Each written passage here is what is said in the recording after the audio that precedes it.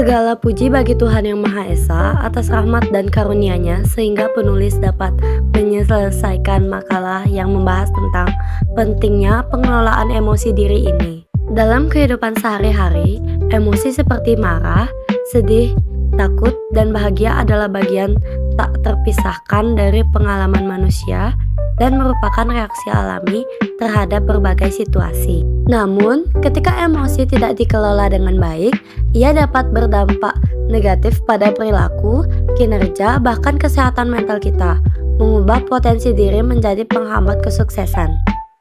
Makalah ini disusun untuk membantu pembaca memahami hakikat emosi dan berbagai cara mengelolanya secara efektif. Kami percaya bahwa kemampuan mengendalikan diri bukanlah tentang menekan emosi, melainkan tentang mengenali, memahami, dan mengarahkannya menuju respon yang lebih konstruktif. Dengan mengendali emosi diri, kita dapat mengambil tindakan yang tepat, membangun hubungan yang lebih sehat, dan mencapai tujuan hidup dengan lebih tenang dan efektif. Melalui pembahasan mengenai teknik-teknik praktis seperti pengaturan nafas, afirmasi positif, serta pentingnya dukungan sosial, diharapkan makalah ini dapat menjadi paduan berharga bagi siapapun yang ingin meningkatkan kecerdasan emosional dan kualitas hidupnya. Semoga pembahasan ini dapat memberikan wawasan baru dan motivasi bagi kita semua untuk menjadi pribadi yang lebih kuat dan bijaksana dalam menghadapi dinamika kehidupan.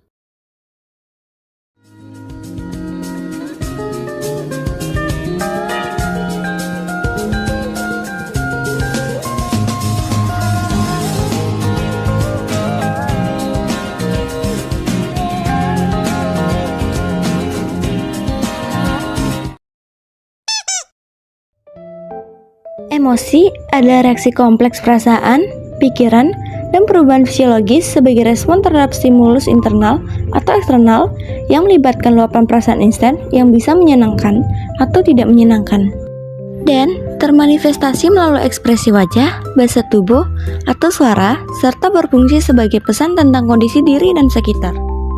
Emosi itu bukan hanya perasaan, tapi gabungan dari beberapa hal: perubahan fisiologis, pemikiran kognisi, perilaku ekspresi. Perubahan fisiologis adalah reaksi tubuh seperti detak jantung cepat, perubahan napas, atau keringat dingin. Pemikiran kognisi yaitu penilaian atau interpretasi terhadap suatu situasi. Dan perilaku atau ekspresi merupakan tindakan yang terlihat seperti tersenyum, menangis, atau membentak. Emosi manusia sangat beragam, namun secara umum dapat dikategorikan menjadi beberapa kelompok utama. Berikut adalah macam-macam emosi berdasarkan teori psikologi populer. Yang pertama, emosi dasar atau teori Paul Ekman. Terdapat 6 emosi dasar yang bersifat universal dan dapat dikenali melalui ekspresi wajah di seluruh budaya, seperti kebahagiaan, rasa senang, kepuasan, dan kesejahteraan. Kesedihan, perasaan putus asa, duka, atau suasana hati yang buruk. Ketakutan, respons terhadap ancaman atau bahaya untuk bertahan hidup. Kemarahan, perasaan permusuhan atau frustasi terhadap orang lain atau situasi. Kejutan atau kaget, respons singkat akibat sesuatu yang tidak terduga. Jijik, rasa mual atau ketidaksukaan terhadap sesuatu yang dianggap kotor atau tidak menyenangkan. Yang kedua, roda emosi. Teori Robert Pulcik memperluas emosi dasar menjadi 8 emosi utama yang saling berpasangan, berlawanan, dan memiliki tingkat intensitas berbeda, seperti kegembiraan versus kesedihan, kemarahan versus ketakutan, kepercayaan versus ketidaksukaan atau jijik, dan antisipasi versus kejutan. 3.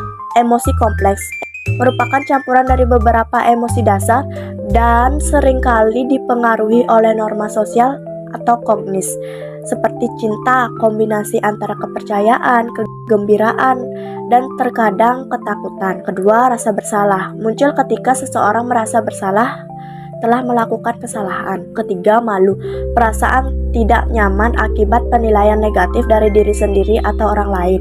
Yang keempat, iri hati atau cemburu.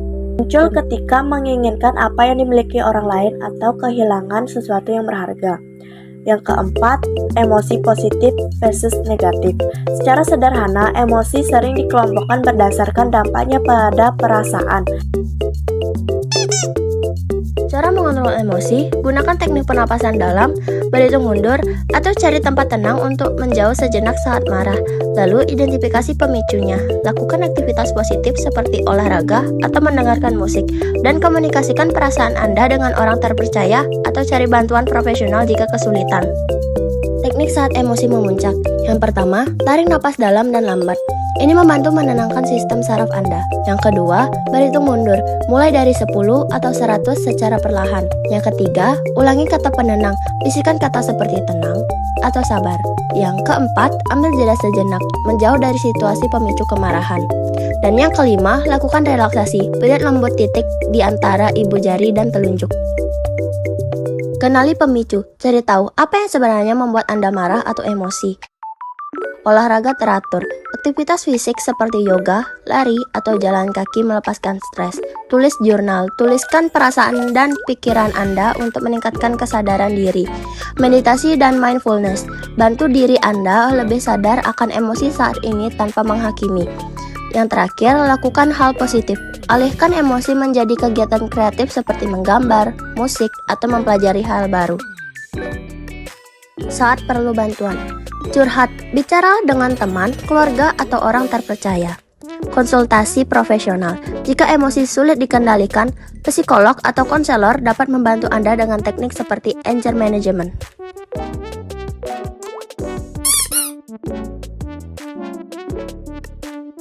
Akibat tidak bisa menahan emosi sangat merugikan, meliputi masalah kesehatan fisik seperti tekanan darah tinggi, penyakit jantung, dan gangguan pencernaan, kesehatan mental seperti kecemasan, depresi, dan stres, dan hubungan sosial seperti konflik, kesalahpahaman, dan isolasi.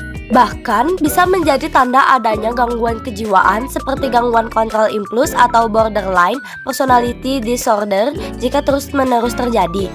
Emosi yang tidak terkendali merusak kualitas hidup secara keseluruhan dan bisa berujung pada perilaku merugikan diri sendiri atau orang lain. Dampak pada kesehatan fisik. Yang pertama, peningkatan hormon stres. Kortisol yang tinggi dapat merusak sel saraf dan memicu masalah seperti tekanan darah tinggi, jantung, hingga stroke.